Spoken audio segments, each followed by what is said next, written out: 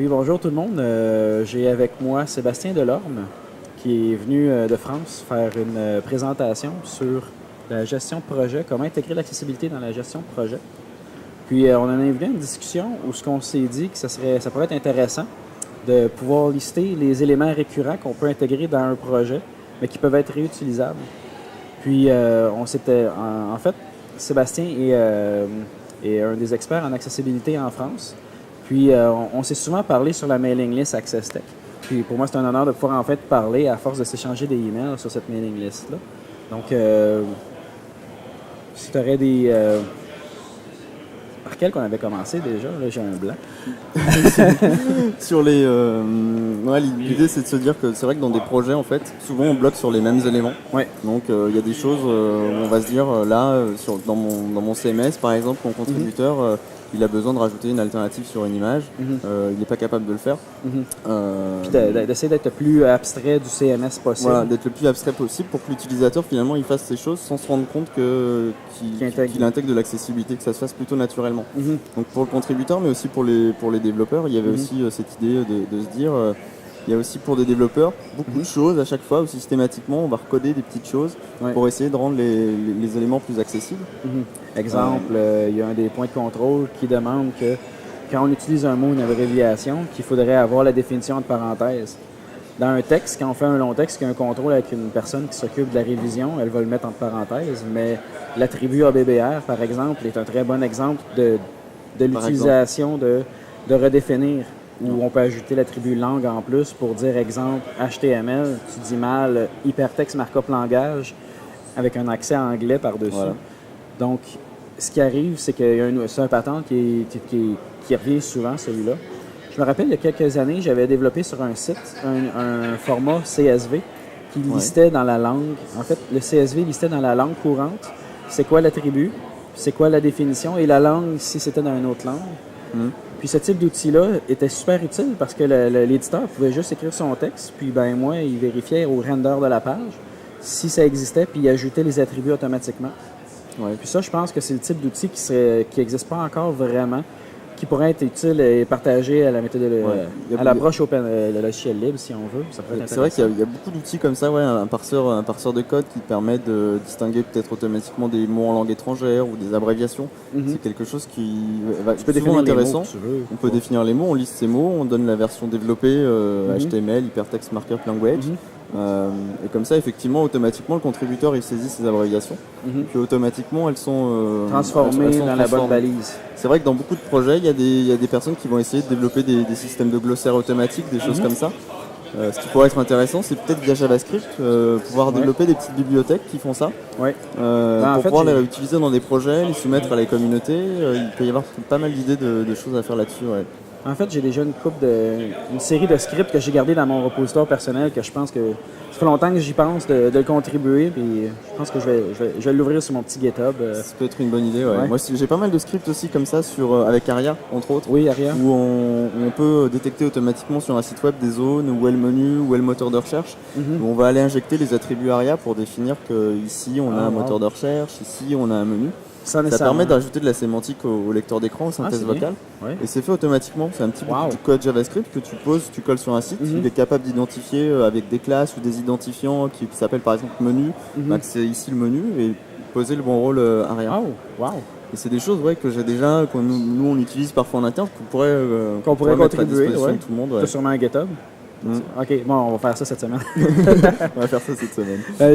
Moi, j'avais fait un autre script que je trouvais utile. C'était celui-là, je l'avais fait en PHP parce que je l'avais intégré dans le CMS, mais l'idée, c'est d'être le plus abstrait possible du CMS. L'autre que j'avais fait, que j'avais bien aimé, c'est l'idée en ergonomie. Quand on est sur un site puis on fait un lien vers une page extérieure, des fois, le propriétaire du site veut que ce soit un autre pop-up window. Donc, il ne faut pas utiliser l'attribut target blank. Donc, si tu peux dire, si les liens sont sur un résultat de recherche, on peut mettre une configuration qui dit ça, ces types de liens-là vont à une autre fenêtre. Et de pouvoir mettre ça automatiquement plutôt que d'avoir à l'écrire manuellement, parce que l'idée, c'est que dans l'entrée du CMS, tu vas écrire le texte le plus vanille possible avec le moins d'attributs. Si tu veux un strong, tu mets un strong, mais c'est tout. Tu n'as pas à dire classe menu 2 Ouais. Là, c'est quelque chose que souvent, moi je trouve souvent, parce qu'il y a beaucoup de sites qui l'utilisent, mais je pense qu'en fait, c'est pas très compliqué à coder. Non, ça existe pas vraiment. Du coup, c'est recodé systématiquement. Ouais. Alors ça prend peut-être 5-10 minutes, peut-être plus pour certains projets. Mais pourquoi pas faire une librairie? Mais finalement, se dire 5-10 minutes, c'est toujours ça de gagner si on fait une librairie. Puis ça sensibilise aussi. Il y a des personnes qui ne pensaient pas à le faire, ils vont trouver ça sur la librairie, ils vont trouver ça intéressant, ils vont l'utiliser. Et que ce soit du script PHP ou du JavaScript, ça peut facilement être mis à contribution. JavaScript, ce serait plus facile à réutiliser, plus simple. Et... Comme celle que j'avais fait, moi, c'était pour ajouter des images dans le lien extérieur, mais qui détecte aussi si c'est sur site local ou pas, puis qu'il fasse s'ouvrir, qu'il ajoute l'image automatiquement à la fin du mot. Ah, c'est assez comique. En plus, j'ai une mauvaise expérience là-dessus. À la fin du mot, parce qu'il faut mettre l'internationalisation aux bonnes places. Et des fois, si tu l'oublies, je vais en parler après, ça. C'est assez comique, même. J'avais mis une image à la fin qui s'ajoutait, qui mettait avec le ALT, qui disait ce lien se ouvre vers une fenêtre extérieure. Si vous cliquez, ça va ouvrir dans une fenêtre automatique. Donc, c'est ça. Puis moi, j'avais ajouté à la fin, il risque peut-être de s'ouvrir dans une baleine dans une autre dimension. Et mon code s'était fait déployer sur un site d'entreprise très sérieuse, de mon ancien employeur. Puis à un moment donné, quelqu'un d'une municipalité quelconque a fait un copier-coller du texte. Il l'a collé dans Notepad. Et à un moment donné, quand il a relu le texte, il a copié-collé du site. Il s'est dit, mais pourquoi est-ce qu'on parle de baleine qui peut apparaître dans une autre dimension? Mon patron n'était pas très content. Donc, la localisation, c'est bien de mettre aux bons endroits. Ouais, c'est bien de mettre aux bons endroits. Mais souvent, ce genre de choses arrive dans l'accessibilité parce que souvent on code des éléments pour l'accessibilité et du coup nous on le voit pas forcément ou un développeur lambda il le voit pas parce que c'est pas pour les gens qui le voient forcément, c'est généré automatiquement ou c'est dans le code source pour les lecteurs d'écran. Donc du coup on y fait rapidement plus attention. Et souvent on retrouve des choses, on se dit mais c'est quoi ça, et effectivement c'était pour l'accessibilité il y a 1 ou 2 ans et on l'a oublié entre temps. Ouais, puis c'est c'était vraiment, ça m'a fait rire longtemps ça. J'imagine. Mais il y a d'autres outils qui pourraient être intéressants comme ça. J'en ai pas vite de même. On avait listé ceux-là, les ABBR, les A. Les ABBR, les liens. La RIA, je trouve ça intéressant. Effectivement, avec Arial, je pense qu'il y a beaucoup de choses à faire.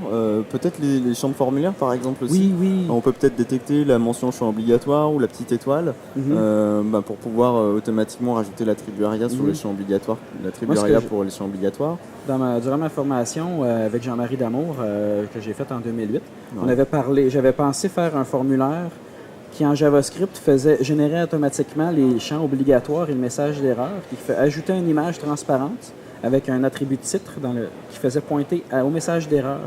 Tu pouvais naviguer en suivant les liens. Genre, tu cliques sur le formulaire, il y a une erreur. En JavaScript, on fait un focus sur l'élément qui a le titre. Il y a plusieurs erreurs sur votre formulaire. Puis au retour, on peut dire, exemple, les messages d'erreur, comment le reparser en JavaScript pour pouvoir générer le lien. Et après ça, faire cliquez ici, à la fin du message, on peut ajouter une image transparente qui dit activer le lien pour aller au formulaire, à l'élément du formulaire qui a une erreur. D'accord. Comme ça, avant le message dit votre nom, il y a besoin de 8 caractères sans pouvoir mettre ça plus humain aussi, message d'erreur. Puis ça pourrait peut-être être intéressant de faire une partie de projet qui serait sur ce type-là. C'est une bonne idée et il faudrait qu'on puisse qu'on regarde ça et qu'on se lance là-dedans. Je pense qu'on a tous un petit peu des ressources, des petits bouts de code qu'on a fait chacun dans son coin. En mutualisant tout ça, ça peut faciliter l'adoption de l'accessibilité. Je pense... Je suis content de t'en avoir parlé aujourd'hui puis qu'on soit en train de sortir d'autres idées de fonctionnalités. Qui sait, dans un an, on viendra présenter le projet. Accessibilité Framework. Voilà. Donc, c'est ça. En fait, on s'est rencontrés, nous, par courriel, en s'échangeant sur une liste de courriels, une mailing list, qui a été faite par initiative de toi et de plusieurs personnes. Non, je ne suis pas l'initiative. Il me semble, Aurélien Lévy puis Stéphane Deschamps, qui sont des acteurs assez importants et influents sur l'accessibilité en France. Francophone. Parce que moi, j'ai entendu parler par largement. Et qui ont eu l'initiative d'ouvrir une liste de discussion technique sur l'accessibilité pour toutes les personnes qui veulent poser des questions vraiment techniques, effectivement, sur comment on peut faire ça, comment on peut rendre ça accessible, est-ce que ça c'est accessible, est-ce qu'il y a d'autres solutions. Et puis il y a pas mal de personnes qui la lisent et qui répondent de temps en temps, et c'est vrai que c'est comme ça qu'on s'est connus. Et c'est peut-être par là qu'on peut continuer c'est sûr que là-dessus on pourra en parler dans les commentaires. Je veux dire, en dessous du vidéo, on va mettre la liste, la mailing list, parce qu'en fait, il n'y a pas de site web. C'est une liste. Comment qu'on la trouve? Oui, c'est vrai. C'était accesstech.net, je crois. C'est AccessTech, je ne sais plus l'URL en tête, mais AccessTech, ACCESTECH. Ouais, en cherchant sur Google, mais les listes AccessTech, on la trouve assez facilement. Ouais. C'est ça. Puis, il suffit de s'inscrire et après on reçoit les emails et on peut participer. Puis après ça, on oublie que les URL parce qu'on fait juste « j'ai reçu un mail ce matin. Ça parle de ça. Ça me tente de répondre. » Je réponds. Ouais. Puis c'est super plaisant. Il y a des belles discussions qui se passent sur cette liste-là. Donc, ça a été un honneur de te rencontrer. Idem. Au plaisir. Au revoir. Au revoir.